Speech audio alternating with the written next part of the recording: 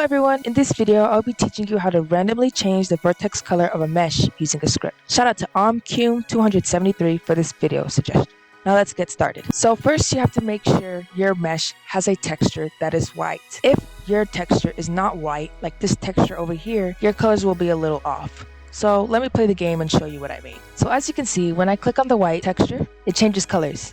Now if I click on the red texture, it only changes to shades of red. So that is why the mesh texture must be white. If you don't have a white texture and you don't know how to make it white, I would recommend you go watch my previous video on vertex colors. In that video, I will show you how to make your texture white. And once you're done, you can come back to this video. Anyways, let's move on. So first we have to create our mesh. And to do that, we have to insert a part. Name that part color changer. Inside that part, we're going to insert a special mesh.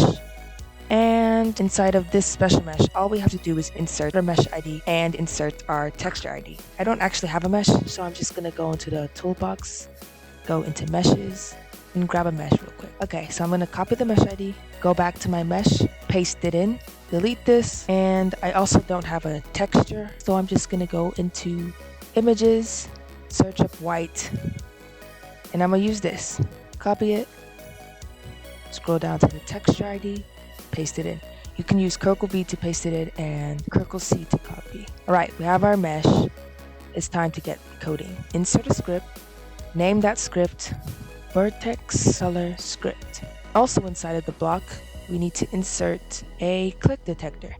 Now let's go ahead and open the script. So first we need to set some variables. Local click equals script.parent find first child click detector. Then we're going to do local mesh equals script.parent find first child mesh. Click dot mouse click connect function player. Now you just have to do local num equals math.random, and then you put it between 1 and however long you want it to be. So you could put 20, you could put 200, you could put 2000. Maybe 2000 is a little bit much, but I'm just going to do 4. And then you could just do this. If num equals 1, then else. If num equals 2, then else. If num equals 3, then else. If num equals 4, then. And make sure you put else and if together.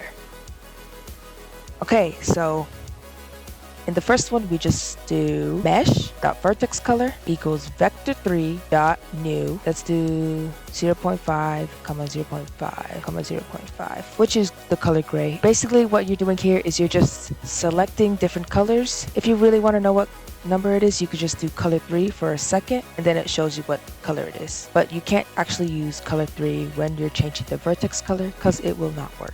You have to use a vector 3 value. Okay, so let's play the game and see what happens. Okay, so I actually forgot to anchor the block, but as you can see, I can click it and it changes colors. This script right here, it's definitely not bad, but imagine if you actually had 200. That means you would have to do all of this 200 times. That is what we call not efficient. So instead, we could just delete all of this and we can do it another way. This way is super simple, really easy, and it's actually random. You do not have to choose any of the colors. So instead of the 1,200 in these brackets, we're going to put 0,10, and outside of the brackets, we're going to do divided by 10.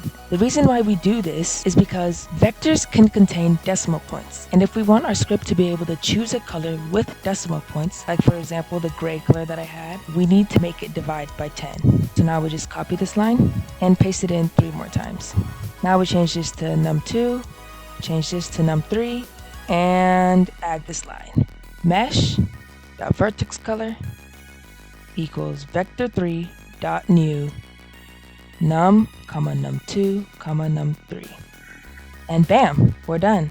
Now if we go play it, it'll be complete random. As you can see, if I go closer, I can click, changes colors. And if we open it up, we can see our mesh. The vertex color is right here.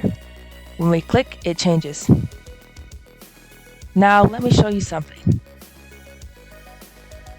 These two lines are not the same, and the reason I'm saying this is because, like I've already said before, when we divide our random number by 10, we get decimals, which turns this from a 10 to a 1. Do you understand what I'm saying?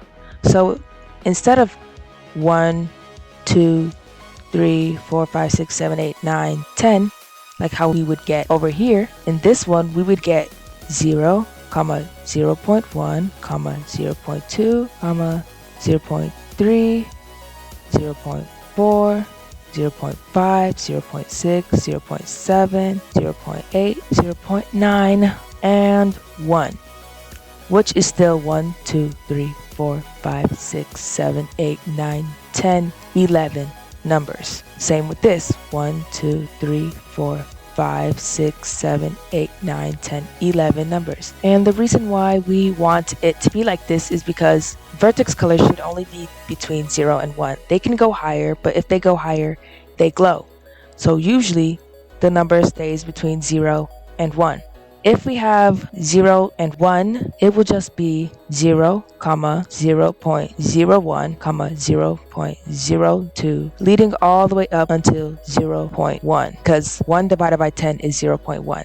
So it starts at 0 and ends at 0.1. But if we add a 10 here, it starts at 0 and 10 divided by 10 is 1 and it ends at 1. So if you want your thing to glow, you can put it at 100. 100 divided by 10 is 10. So it'll give you a vertex number between 0 and 10 while still using decimal points. Okay, well, that's it for the end of this video. I hope you guys liked it. Please leave a like and subscribe if you enjoyed. I'll see you guys in the next tutorial. And if you have any video suggestions for me to do, leave them down in the comments below. I read every single comment. Okay, goodbye.